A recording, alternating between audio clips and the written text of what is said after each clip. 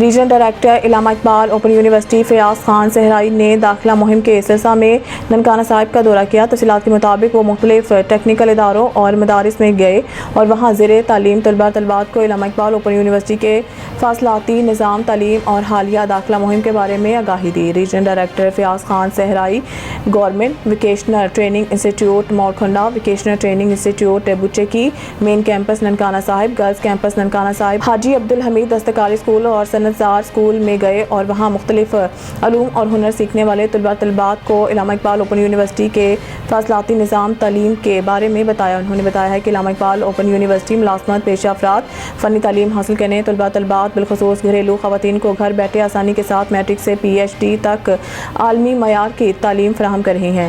Regional director کے بابا گرو نانک کی جائے پیدائش گرودوارہ جنم استھان کا بھی دورہ کیا اور وہاں سکھ رہنماؤں کو علامہ اقبال اوپن یونیورسٹی کے داخلہ مہم کے بارے میں آگاہی دی۔